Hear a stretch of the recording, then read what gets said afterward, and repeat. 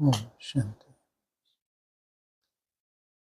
26 मार्च 2026 गीत चला है। तुम्हें पाके हमने जहान पा लिया, जमी तो जमी आसमान पा लिया। किसको पाके? मैं जो हूँ जैसा हूँ, मुझे कोई भी नहीं जानता। कोई भी नहीं जानता तो प्राप्ति भी नहीं कर सकता। तो तुमने कैसे जाना, तो उससे कैसे प्राप्ति कर रहे हो? तुम्हें पाके हमने क्या क्या? जमी तो जमी आसमान पा लिया। मैं जो हूँ जैसा हूँ।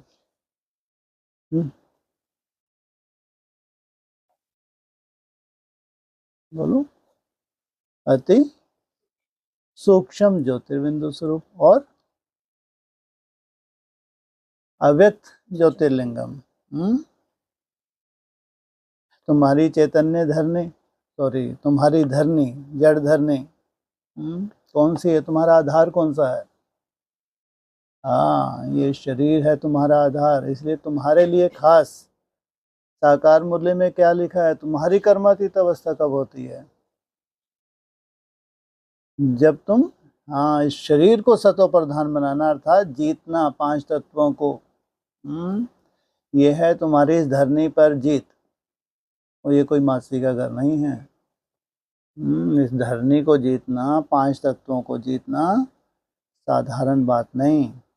पूरी युद्ध यही है तुम्हारी। जमी तो जमी आसमान भी पा लेते हो। कैसे? हाँ, योग बल से ही हो रहा है सब कुछ। आसमान कौन सा पाया? शरीर रहते रहते सूक्ष्म वतन, और उसके बाद फिर परम धाम। इसलिए तुम्हारे लिए खास बोला हुआ है साकार मुरली में। तुम्हारी कर्मातीत अवस्था तब कहेंगे जब तुम इस अपनी देह रूपी धरनी को जीतो। फिर जाके आसमान जैसी तुम्हारी स्टेज कहाँ तक पहुंच जाओ? देह रहते रहते, देह छोड़ के नहीं। सूक्ष्म वतन होते होते तुम्ही को मिला है। वो कौन? मैं जो हूँ जैसा हूँ। वो है अविनाशी। कैसा है? उसको कोई विनाश कभी होता ही नहीं। 5000 वर्ष इस धरा पे रहता है। तुमको भी कैसा बना देता है? तुम्हारे 5 तत्वों को कैसा बना देता है? अविनाशी बना देता है। कितना भी बड़े तेवड़ा काल मंडराए, लेकिन तुम्हारे 5 तत्व कैसे बने रहते हैं? सतो प्रधान। इनका विनाश नहीं हो सकता। इसलिए तुम्हारे लिए वो क्या हो गया? मैं जो हूँ जैसा हूँ। तुमको आप समान बनाने आए हैं। जाना इसलिए नहीं कि जानकारी लेके, ऐसे तो दुनिया भर की जानकारी होती हैं, लेकिन ये जानकारी क्यों हुई तुमको? ऐसा ही मेरे को बनना है, बाप समान मेरे को बनना है। कि अगर बाप इस धरा पे 5000 वर्ष सतो प्रधान बना हुआ है, तो फिर मैं इस शरीर को सतो प्रधान जीते जी क्यों नहीं बना सकता? इन 5 तत्वों को क्यों नहीं जीत सकता? गिफ्ट में क्या मिल गया तुमको? जमी तो जमी। ये कैसे?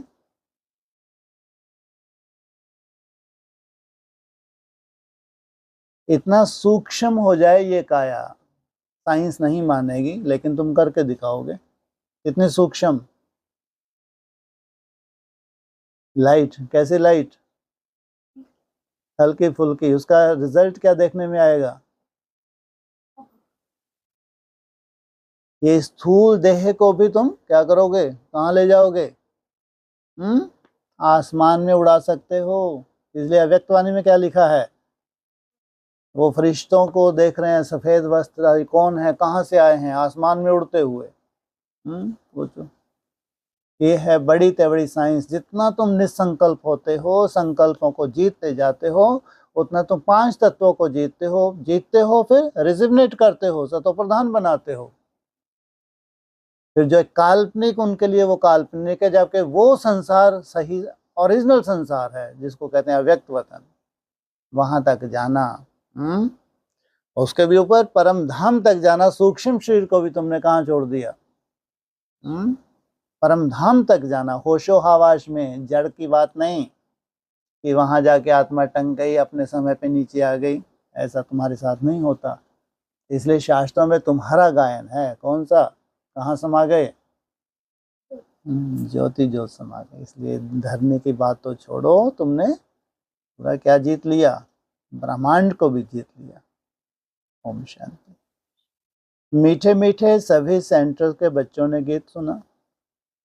सब जानते हैं कि बेहद के बाप से फिर से 5000 वर्ष पहले मुआफिक हम विश्व की बादशाही ले रहे हैं। तुम्हारी बादशाही निराली है। तो वैसी जैसे तुमने कल पहले थी ली थी, वैसी ही ले रहे हो। क्या फिर से 5000 वर्ष पहले मुआफिक, माना जिस जिस विधि से जो जो पुरुषार्थ किया था वो राजाई पाने का, फिर से वो बादशाही तुम ले रहे हो। कल कल हम लेते आए हैं, बादशाही लेते हैं फिर गवाते हैं। कहाँ से गवा देते हो भाई? जी, लेते हैं फिर गवाते हैं। द्वापर से क्या रह गया तुम्हारा? टाइटल तो रह गया। कौन सा टाइटल? महाराजा का टाइटल रह गया। क्या? विश्व छिन गया। बच्चे जानते हैं अभी बेहद, हमने बेहद के बाप की गोद ली है, वह उनके बच्चे बने हैं, है भी बरोबर। घर बैठे हुए पुरुषार्थ करते हैं, लेकिन पुरुषार्थ साधारण है क्या? जैसा पुरुषार्थ की कल्पना कोई ना कर सके, घर बैठे वैसा पुरुषार्थ तुमने किया है। बेहद के बाप से ऊंच पद पाने के लिए पढ़ाई चल रही है। ऊंच पद का आधार, पढ़ाई में ऐसी क्या सूक्ष्मता है कि बिना पढ़ाई के ऊंच पद नहीं हो सकता। जितनी पढ़ाई से तुम्हारी धारणा होती जाती है, उतना ही तुम योग में सूक्ष्म गति होती जाती है। तुम जानते हो, ज्ञान सागर, पतित पावन, सर्व का सदगति दाता शिव बाबा ही हमारा बाप भी है, टीचर भी है और सतगुरु भी है। उनसे हम वर्षा लेते हैं, तो उसमें कितना पुरुषार्थ करना चाहिए ऊंच पद पाने के लिए। वर्षा लेना कोई बड़ी बात नहीं, वो आया ही है तुमको वर्षा देने, लेकिन वर्षे में भी ऊंच पद। अज्ञान काल में भी स्कूल में पढ़ते हैं तो नंबर वार मार्क्स से पास होते हैं अपनी पढ़ाई अनुसार। पास का आधार क्या हुआ? पढ़ाई। पढ़ाई जितनी सूक्ष्म है उतनी तुम्हारी सूक्ष्म चेकिंग होगी। इसलिए अंश भी क्या हो जाता है? वंश हो जाता है। इसलिए तुम क्या करते हो? अंश सहित स्वाहा, और स्वाहा के बाद भी कहाँ कहाँ बहा देते हो स्वाहा को? नदियों में बहा देते हो। तो कितनी सूक्ष्मता चाहिए वहां। ऐसे तो कोई नहीं कहेंगे कि माया हमको विघ्न डालती है, वह तूफान आते हैं। लौकिक पढ़ाई में ऐसा होता है क्या? ठीक रीति पढ़ते नहीं हैं, वह बुरे संग में जाकर फंस पड़ते हैं। कहाँ? खेल कूद में लग जाते हैं तो इसलिए पढ़ते नहीं हैं। कौन? वहां भी ऐसे बच्चे होते हैं, नापास हो जाते हैं। बाकी इसको माया के तूफान नहीं कहेंगे। खेल कूद में लग गया, नहीं मन लग रहा है उसका, झूठ बोल के इधर उधर चला गया तो इसको क्या नहीं कहेंगे? हाँ, चलन ठीक नहीं रहती तो टीचर भी सर्टिफिकेट देते हैं कि इनकी बद चलन है, कुसंग में खराब हुआ है।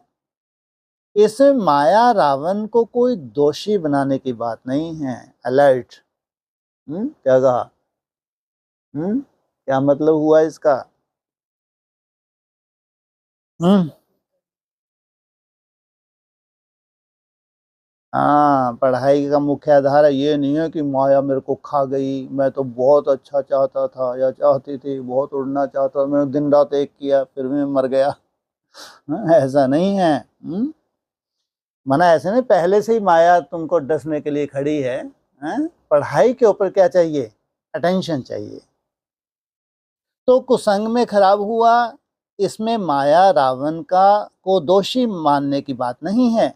बड़े बड़े अच्छे आदमियों के बच्चे कोई तो अच्छा पढ़ जाते हैं, कोई शराब आदि पीने लग जाते हैं। वो कितना बाप, रॉयल बाप आया है।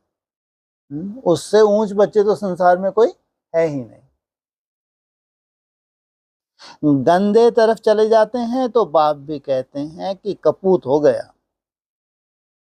उस पढ़ाई में तो बहुत सब्जेक्ट होती हैं। यह तो एक ही प्रकार की पढ़ाई है। वहां मनुष्य पढ़ाते हैं, यहाँ बच्चे जानते हैं, हमको भगवान पढ़ाते हैं। हम अच्छी रीति पढ़ें तो विश्व का मालिक बन सकते हैं। अच्छी रीति पढ़ें। बच्चे तो बहुत हैं, फिर कोई पढ़ नहीं सकते संग दोष में आकर। इसको माया का तूफान कहें? पूछा भैया, प्रश्न मार्क है। क्या कहा? बच्चे तो बहुत हैं, फिर कोई पढ़ नहीं सकते संग दोष में आकर, इसको माया का तूफान कहें? बोलो भाई। है? नहीं कहेंगे। अच्छा, संग दोष में कोई पढ़ता नहीं है तो इसमें माया व टीचर व बाप क्या करेंगे? यहाँ अपन क्या कहते हैं? हिसाब किताब। नई दुनिया में हिसाब किताब कहेंगे आगे चल के। है? नई दुनिया में क्या कहते हैं? हाँ, पढ़ाई ठीक से नहीं पढ़ी, कोई हिसाब किताब नहीं है, फालतू बातें हैं, ये अपने को छुड़ाने का क्या है? साधन बना लिया। संग दोष में कोई पढ़ता नहीं है तो उसमें माया व टीचर व बाप क्या करेंगे? नहीं पढ़ सकते तो चले गए अपने घर। बाप ने अपने घर में परमिशन नहीं दी। नहीं तो तुमको लेने आया हूं, तुमको अपने घर जाना है, वो ढंग से नहीं पढ़े तो कहाँ चले गए? अपने घर चले गए। तो अनपढ़ों वालों का घर अलग होगा, सोचो। वहां भी अजीब है कितना, माना भगवान होके भी एक नहीं कर रहा वो। नहीं तो कहते ना भगवान सबके लिए कैसा होता है? एक सा होना चाहिए ना, तुझे यही भेदभाव है तो चले गए अपने घर, अनपढ़े बेचारे। यह तो ड्रामानुसार पहले भट्टी में पढ़ना ही था। क्यों? ड्रामानुसार भट्टी में पढ़ना ही था, क्यों? बात क्या हो रही है ऊपर? तुमको पास करने के लिए स्पेशल भट्टी का अरेंजमेंट। तो वो बेचारे अनपढ़ रहे, अपने घर चले गए। सोचो, व्यवस्थाएं देखो। यह तो ड्रामानुसार पहले भट्टी में पढ़ना ही था, शरण आकर ली। कोई को पति ने मारा, तंग किया, तो कोई को वैराग आ गया। घर में चल नहीं सकी, फिर कोई यहां आकर भी चली गई। नहीं पढ़ सकी तो जाकर नौकरी आदि व शादी की। ये भी अच्छा है कम से कम, नहीं तो सब लोग दोष दें बाहर वाले कि जिनको समर्पित कर लिया इनका तो वारे न्यारे हो गए, और हम लोग रह गए। अरे ये क्या कह रहे हैं?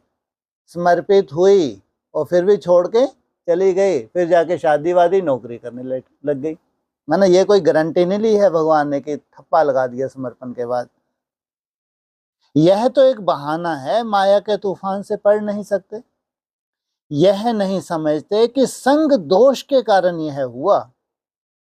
किस वजह से? संग दोष के कारण यह हुआ, और हमारे में विकार जबरदस्त है। यह क्यों कहते हो कि माया का तूफान लगा तब गिर पड़े? क्या कहा?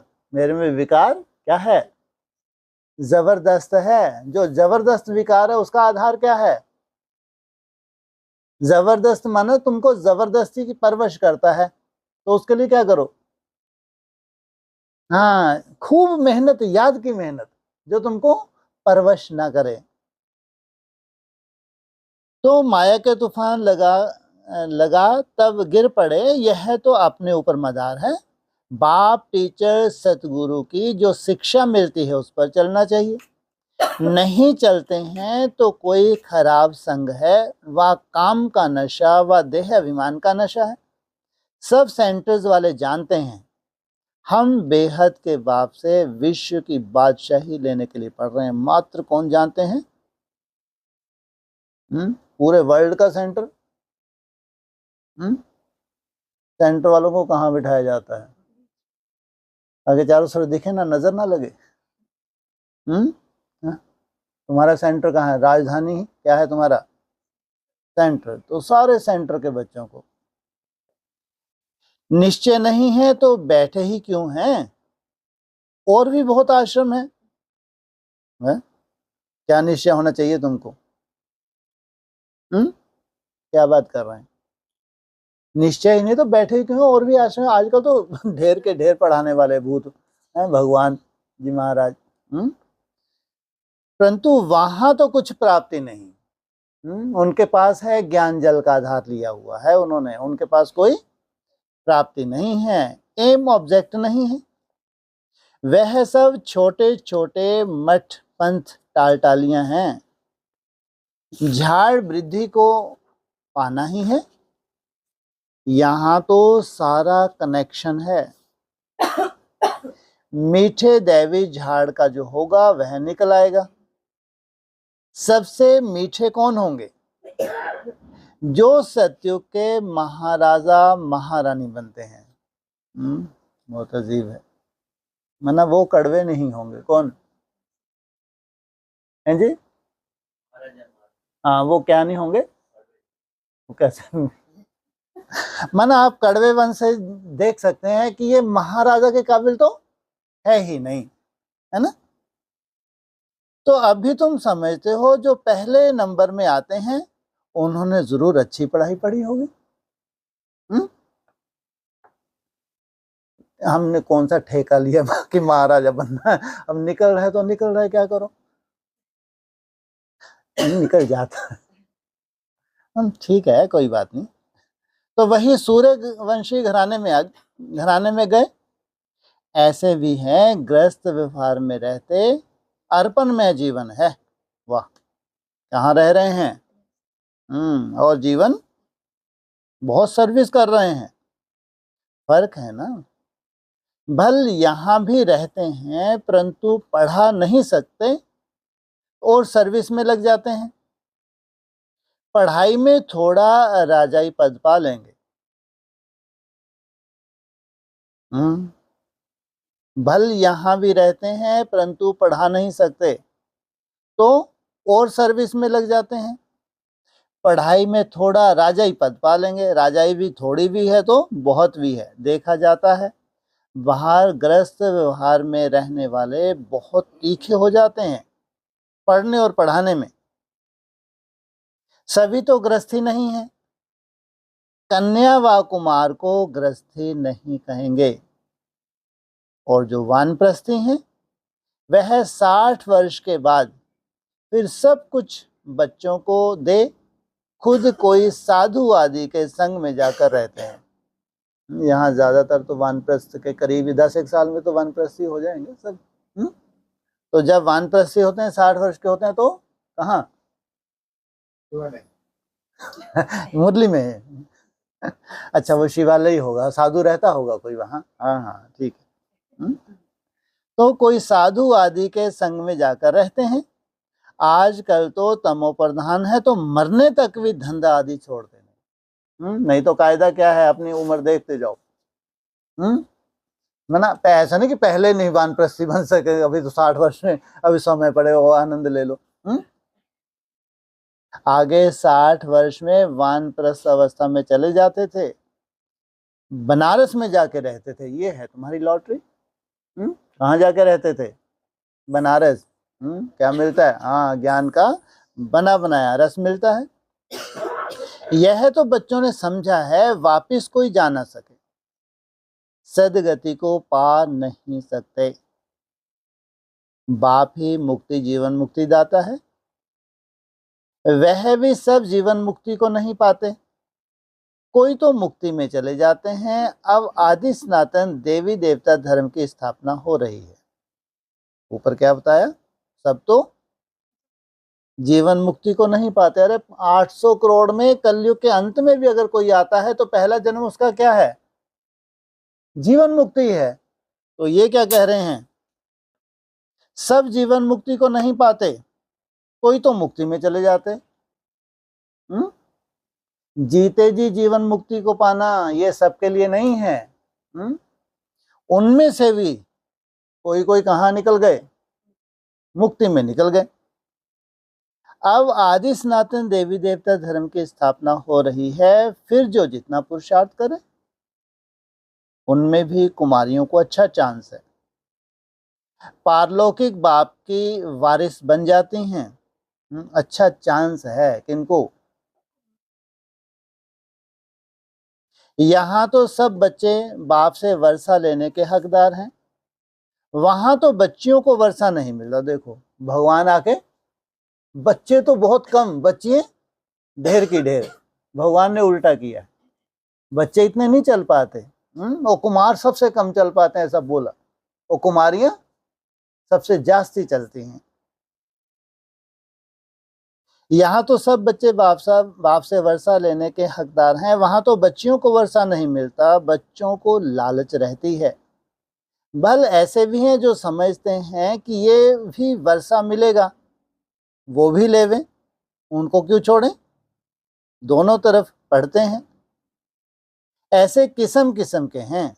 अब यह तो समझते हैं अच्छा जो पढ़ते हैं वह ऊंच पद पा लेते हैं, प्रजा में बहुत साहूकार बन जाते हैं।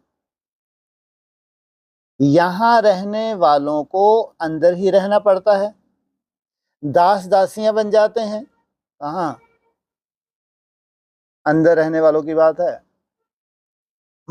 अंदर रहने वाले हैं, उतना नहीं पढ़े हैं तो दास दासी बन जाते हैं। तो कहाँ बनेंगे ये दास दासी हैं? अरे अंदर रहने वाले हैं, समर्पित हैं।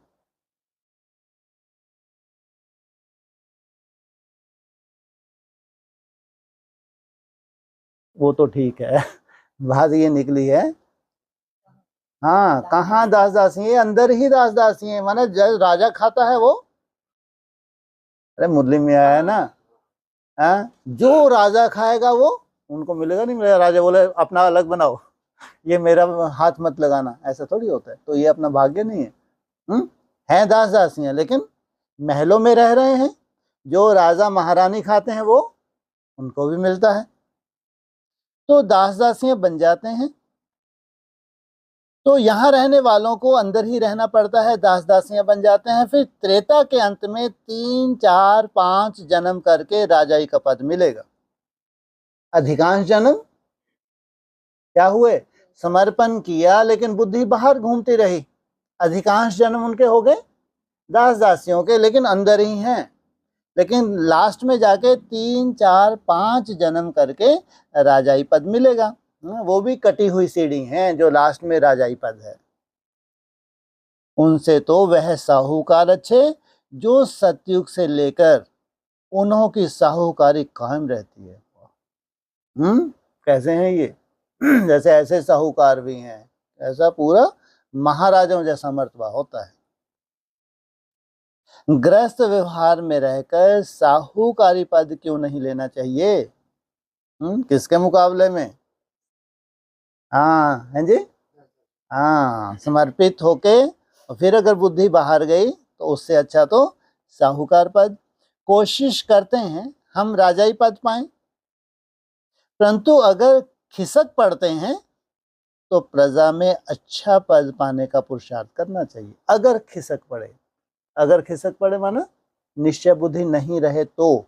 और अगर निश्चय बुद्धि बने हुए हैं, लगातार पुरुषार्थ में लगे हैं, तो इनको खिसकना थोड़ी कहेंगे। वह भी तो ऊंच पद हुआ ना। यहाँ रहने वालों से बाहर रहने वाले बहुत ऊंच पद पा सकते हैं। सारा मदार पुरुषार्थ पर है। कौन सा मुख्य पुरुषार्थ है? सारा मदार पुरुषार्थ पर है, चाहे समर्पित है चाहे बाहर है ना? याद का पुरुषार्थ है, मुख्य है। पुरुषार्थ कभी छिप नहीं सकता। तुम जो भी पुरुषार्थ करो, जैसा भी कर रहे हो, इसके रिजल्ट छिप नहीं सकती। प्रजा में जो बड़े से बड़ा साहूकार बनेगा वह भी छिप नहीं सकेगा। ऐसे नहीं कि बाहर वालों को कोई कम पद मिलता है। पिछाड़ी में राजाई पद पाना अच्छा, व प्रजा में शुरू से लेकर ऊंच पद पाना अच्छा? पूछा। पिछाड़ी में जो कटी हुई सीढ़ी हैं, जो ऊपर बताया 3 4 5 जन्म, वो राजाई पद अच्छा, या सतयुग जैसे शुरू हो वहां से ऊंच पद पाना अच्छा? ग्रस्त व्यवहार में रहने वालों को इतने माया के तूफान नहीं आते। लो, ये क्या बोल रहे हैं? यहाँ वालों को तूफान बहुत आते हैं। ये आज थोड़ा सा उल्टा ही है ये है? बाहर तो माया सर्वव्यापी है, और यहाँ माया सर्वव्यापी कहाँ है समर्पण में? और ये क्या कह रहे हैं? ग्रस्त व्यवहार में रहने वालों को इतने माया के तूफान नहीं आते हैं, यहाँ वालों को तूफान बहुत आते हैं।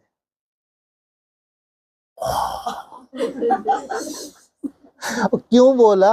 मतलब क्या है, क्या कहना चाहते हैं? तो इधर कैसे खिले हो? आज मजा आया। हाँ, बहुत पीटे हैं हम तो। आज सही चल रही है। ये बहुत पीटे हैं, रोज ही पीटते हैं।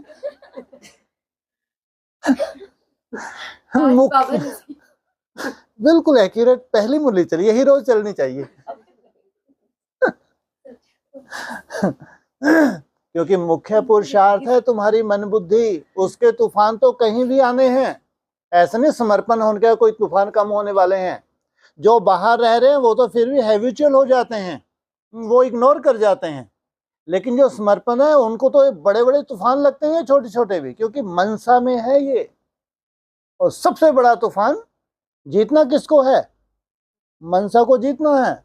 इसमें तुम्हारे बैठने से या तुम्हारे समर्पित होने से मन की अपनी जो गति है वो रहेगी रहेगी। तो गृहस्थी भाव तो फिर भी अनुभवी हो जाते हैं। लेकिन सबसे ज्यादा तूफान कहाँ?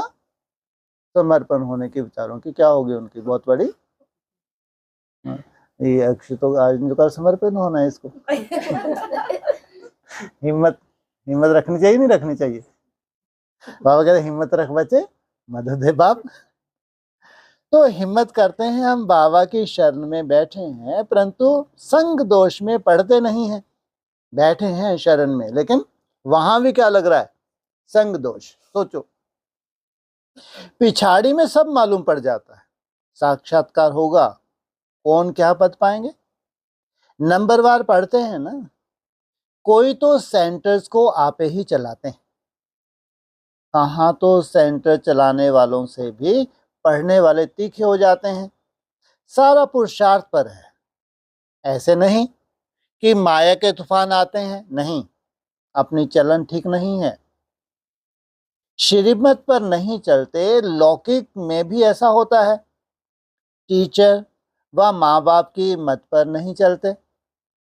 तुम तो ऐसे बाप के बच्चे बने हो जिनको कोई बाप ही नहीं। वहां तो बाहर में बहुत जाना पड़ता है। कई बच्चे संग दोष में फंस पड़ते हैं तो नापास हो जाते हैं। ऐसे क्यों कहेंगे कि माया के तूफान आते हैं? संग दोष की बात कर रहे, देखो अन्न दोष की बात नहीं कर रहे नई दुनिया में। अन्न दोष से तुम सबको क्या कर लिया बाबा ने? है सुरक्षित। लेकिन संग दोष का ध्यान तो देना है। तो ऐसे क्यों कहेंगे माया के तूफान आते हैं? यह अपनी मूर्खता है। डायरेक्शन पर नहीं चलते हैं, ऐसी चलन से नापास हो जाते हैं। बहुतों को लालच रहती है, कोई में क्रोध, कोई में चोरी की आदत। आखिरी में मालूम तो पड़ जाता है, फलाने ऐसी ऐसी चलन के कारण चले गए। समझा जाता है शूद्र कुल के बन गए। उनको फिर ब्राह्मण नहीं कहेंगे, फिर जाकर शूद्र बन के पढ़ाई छोड़ दे, थोड़ा भी ज्ञान सुना तो प्रजा में आ जाएंगे। बड़ा झाड़ है, कहां कहां से निकल आएंगे। देवी देवता धर्म के और धर्मों में कन्वर्ट हो गए होंगे तो वह निकल आएंगे।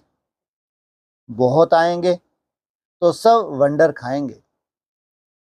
और धर्म वाले भी मुक्ति का वर्षा तो ले सकते हैं ना। यहाँ कोई भी आ सकते हैं। अपने घराने में ऊंच पद पाना होगा तो वह भी आकर लक्ष्य लेकर जाएंगे। उनको अपने घराने में, क्रिश्चियन है, मुसलमान है, जो भी है, उनको अपने घराने में क्या करना है? हाँ, ऊंच पद पाना है तो लक्ष्य लेकर जाएंगे। बाबा ने तुमको साक्षात्कार कराया था कि वह भी आकर लक्ष्य लेकर जाते हैं। ऐसे नहीं कि यहाँ रहकर ही लक्ष्य में रह सकेंगे। वो चले जाएंगे लक्ष्य लेकर, फिर अपना वंशावली को तैयार करेंगे तो फिर वंशावली सहित क्या होगा? कोई भी धर्म वाला लक्ष्य ले सकता है। लक्ष्य मिलता है, बाप को याद करो, शांति धाम को याद करो तो अपने धर्म में ऊंच पद पा लेंगे। उनको जीवन मुक्ति तो मिलती नहीं ना, वहां आएंगे। और धर्म वालों को दो युग उनका कोई रोल नहीं है। तो तुम्हारे यहाँ जीवन मुक्ति, ऊपर मुक्ति जीवन मुक्ति की बात की थी। असली जीवन मुक्ति कौन सी है? हाँ, जो वंडरफुल दुनिया है, वंडर ऑफ द वर्ल्ड है, वो है असली जीवन मुक्ति। तो दिल लगेगी नहीं। सच्ची दिल उन्हों की लगती है जो यहाँ के हैं। पिछाड़ी में आत्माएं अपने बाप को तो जान जाएं। बहुत सेंटर पर ऐसे भी हैं जिनका पढ़ाई पर अटेंशन नहीं है, तो समझा जाता है ऊंच पद नहीं पा सकेंगे। निश्चय हो तो यह नहीं कह सकते कि फुर्सत नहीं है, परंतु तकदीर में नहीं है तो कहते हैं फुर्सत नहीं है, यह काम है। तकदीर में होगा तो दिन रात पुरुषार्थ करने लग पड़ेंगे। चलते चलते संग में भी खराब हो पड़ते हैं। उनको ग्रहचारी भी कह सकते हैं। बृहस्पति की दशा बदल मंगल की दशा हो पड़ती है। अरे ये नई दशा आ गई भाई। क्या, कौन सी दशा आ गई? बृहस्पति की दशा किसको थी, किनके लिए थी? देवता धर्म वालों के लिए। और इनको कौन सी दशा में चले गए? मंगलिक, मंगल की दशा। ये मंगल की दशा क्या है? मंगल ग्रह कैसा है? लाल। तो लाल ग्रह है तो कौन सी दशा होगी इनके विचारों की? हाँ, क्रोध की दशा होगी। किसमें चले गए? क्रिश्चियन कुल में चले गए। और थर्ड क्लास कौन थे इनसे बेहतर? हाँ, बौद्धि तो थे थर्ड क्लास, तो इनसे बेहतर जिनके और मंगल की दशा बैठी है कहाँ चले गए? फोर्थ क्लास कह लो। नहीं कह सकते। उस हिसाब से, जिस हिसाब से मुरली में बोला हुआ है। तो मंगल की दशा हो पड़ती है, शायद आगे चलकर उतर जाए। हाँ, ये बहुत अच्छी बात है। मैं ठप्पा नहीं लगा दिया कि तो मंगल ग्रह पे ही जाओ। अच्छा, वो लोग भी लगे हैं मंगल पे दुनिया बसाएं। तो आगे चल के बाबा को गुंजाइश है कि वापस कहाँ? बृहस्पति की उसमें आ जाएंगे। आगे चलकर उतर जाए। कोई के लिए बाबा कहते हैं राहु की दशा बैठी है, ये सबसे डेंजरस। राहु अर्थात नास्तिक, ज्ञान से ही दूर। अब ज्ञान से कोई लेना देना नहीं। और फिर व्यवहार कैसा होगा? ये सबसे खतरनाक दशा। भगवान का भी नहीं मानते हैं, समझते हैं यह ब्रह्मा कहते हैं। बच्चों को यह नहीं पता पड़ता है कि कौन है जो डायरेक्शन देते हैं। देह अभिमान होने के कारण साकार के लिए समझ लेते हैं। देही अभिमानी हो तो समझें कि शिव बाबा जो भी कहते हैं वह हमें करना है। रेस्पॉन्सिबिलिटी शिव बाबा पर है। माना अगर इनके द्वारा कोई डायरेक्शन मिलती है तो जिम्मेवार कौन है? शिव बाबा। शिव बाबा की मत पर तो चलना चाहिए ना। देह अभिमान में आने से शिव बाबा को भूल जाते हैं, फिर शिव बाबा रिस्पॉन्सिबल नहीं रह सकता। उनका ऑर्डर तो सिर पर धारण करना चाहिए। सिर पर धारण कर लिया तो पांव भी वैसे चलेंगे, हाथ भी वैसे चलेंगे, कि सिर से ही तो पूरा काम होता है। परंतु समझते नहीं है। कौन समझाते हैं? सो भी और तो कोई ऑर्डर नहीं करते, सिर्फ बाप कहते हैं मैं तुमको श्रीमत देता हूं, एक तो मुझे याद करो और जो ज्ञान मैं सुनाता हूं वह धारण करो और कराओ। ज्यादा तुमको कोई ज्यादा क्या नहीं है। सार रूप में क्या बोला? एक तो मुझे याद करो और जो मैं ज्ञान सुनाता हूं धारण करो और कराओ। सुनने सुनाने की बात नहीं, तुमने सुना, अब क्या चाहिए? धारणा करके दूसरों को धारण कराओ। बस यही धंधा करो। अच्छा बाबा जो हुक्म, राजाओं के आगे जो कहते हैं वह ऐसे कहते हैं जो हुक्म। वह राजाएं हुक्म करते थे, यह शिव बाबा का हुक्म है। बाप रे, राजाओं के हुक्म मानने पड़ते, नहीं तो राजा क्या करेगा, कहाँ टांग देगा। और ये राजा महाराजाओं को बनाने वाला हुक्म करे तो वो भी इधर से सुन के इधर से, बेचारा शिव बाबा।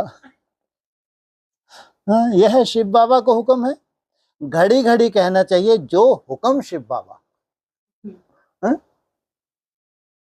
तो तुमको खुशी भी रहेगी, समझेंगे शिव बाबा हुक्म देते हैं। शिव बाबा भी हुक्म अरे गरे नथु खरे को तो नहीं देंगे ना, है ना? सोचो, त्रिकालदर्शी है तो हुक्म किनको देगा? याद रहेगी शिव बाबा की तो बुद्धि का ताला खुल जाएगा। शिव बाबा कहते हैं यह प्रैक्टिस पड़ जानी चाहिए तो बेड़ा पार हो जाए। कौन सी प्रैक्टिस पड़ जाए? बेड़ा पार, जो हुक्म महाराज। परंतु यही डिफिकल्टी है, घड़ी घड़ी भूल जाते हैं। ऐसे क्यों कहना चाहिए कि माया भुलाती है? हम भूल जाते हैं इसलिए उल्टे काम होते रहते हैं। बहुत बच्चियां हैं, ज्ञान तो बहुत अच्छा देती हैं परंतु योग नहीं, जिससे विक्रम विनाश हो। ऐसे बहुत अच्छे अच्छे बच्चे हैं, योग बिल्कुल नहीं। चलन से समझा जाता है, योग में नहीं रहते हैं तो फिर पाप रह जाते हैं जो भोगने पड़ते हैं। इसमें तूफान की तो कोई बात ही नहीं। समझो, यह मेरी भूल है, मैं श्रीमत पर चलता नहीं हूं। यहां तुम आए हो राजयोग सीखने, प्रजा योग नहीं सिखाया जाता। माता पिता तो हैं ही, उनको फॉलो करो तो तुम भी गद्दी नशीन बनेंगे। इनका तो सर्टेन है ना। यह लक्ष्मी नारायण बनते हैं तो फॉलो मदर फादर। इनको ठप्पा क्यों लगा रखा है? मीठे क्या बोला था ऊपर? सर्टेन। और धर्म वाले मदर फादर को फॉलो नहीं करते, वह तो फादर को ही मानते हैं। यहां तो दोनों हैं, गॉड तो है क्रिएटर, मदर का फिर गुप्त राज है। माँ बाप पढ़ाते रहते हैं, समझते हैं ऐसे नहीं करो, यह करो। टीचर कोई भी सजा देंगे तो स्कूल के बीच में देंगे ना, ऐसे थोड़े ही बच्चा कहेगा कि मेरी इज्जत ले ली, मेरे को फोन से बोल देते, अकेले में बोल देते। अच्छा, स्कूल तो स्कूल जैसे कायदे ही हैं। नहीं, वैसे कायदा क्या कहता है आप सही बताओ। आप फोन से बोल दो ना, आपको कुछ हमारी कमी कमजोरी दिख रही है, वहां सबके सामने बोलने की क्या जरूरत है ना? यही बाबा बोल रहे हैं। बाप 5-6 बच्चों के आगे थप्पड़ मारेगा, इनसे मिलो। यह कसर बाकी थी अभी। तो ऐसे बच्चा थोड़े ही कहेगा कि 5-6 के आगे क्यों लगाया, अलग से जाके क्या कर देते। नहीं, वैसे जोर से बोला, अलग से ही बोला हुआ। पहले वहां वो डंडा लगा दिया, फिर बोला नहीं। यहां तो बच्चों को शिक्षा दी जाती है, फिर भी नहीं चल सकते हैं तो अच्छा ग्रस्त व्यवहार में रहते फिर पुरुषार्थ करो। अगर यहाँ बैठे डिससर्विस की तो कुछ भी थोड़ा होगा वह भी खत्म हो जाएगा। नहीं पढ़ना है तो छोड़ दो, बस हम चल नहीं सकते, गलानी क्यों करनी चाहिए? ढेर बच्चे हैं, कोई पढ़ेंगे कोई छोड़ देंगे, हर एक को अपनी पढ़ाई में मस्त रहना चाहिए। बाप कहते हैं एक दो से सेवा मत लो, कोई अहंकार नहीं आना चाहिए। दूसरे से सेवा लेना यह भी देह अहंकार है। ये कौन सी सेवा है भाई? एक दो से सेवा मत लो। हम्म हम्म, चलो, ब्राह्मणी होती हैं, असिस्टेंट बहनें होती हैं, हाँ तबीयत ऊपर नीचे है तो बात अलग। अब उनको आदत ही पड़ी हुई है सेवा लेने की, तो क्या हो जाता है? तो बाबा तो बिल्कुल नहीं चाहता। बाबा को समझाना तो पड़े ना, नहीं तो जब ट्रिब्यूनल बैठेगी तब कहेंगे पता थोड़े ही था कायदे कानून का, इसलिए बाप समझा देते हैं, फिर साक्षात्कार कराए सजा देंगे। क्या साक्षात्कार करवाएंगे? ऊपर क्या बात चली थी? हाँ, तुमने सेवा ली, बिगर प्रूफ सजा थोड़े ही मिल सकती है। अच्छा समझते तो बहुत हैं, कल पहले मुआफिक। हर एक की तकदीर देखी जाती है, कोई सर्विस कर अपनी जीवन हीरे जैसी बनाते हैं, कोई हैं जो तकदीर को लकीर लगा देते हैं। अच्छा, मीठे मीठे सकीलदे बच्चों प्रति माता पिता बाप दादा का याद प्यार। Good morning. रूहानी बाप की रूहानी बच्चों को नमस्ते, रूहानी बच्चों की रूहानी बाप दादा को ओम शांति। चलो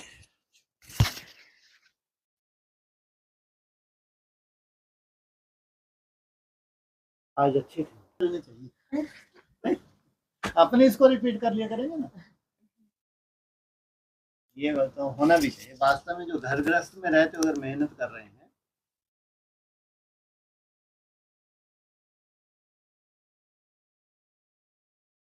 टीचर में रहते भी वो भी उनका अपनी तरह का अनुभव होता है, इसलिए उनके पास ऐसी कोई तूफानों की बात नहीं है।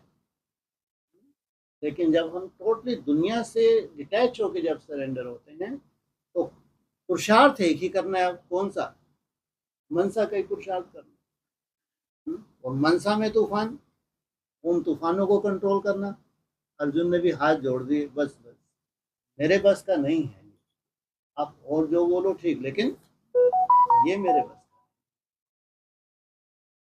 यहाँ तो रेस है, चाहे अर्पित है चाहे घर गृहस्थ में है, सबको चांस है क्या बनने का।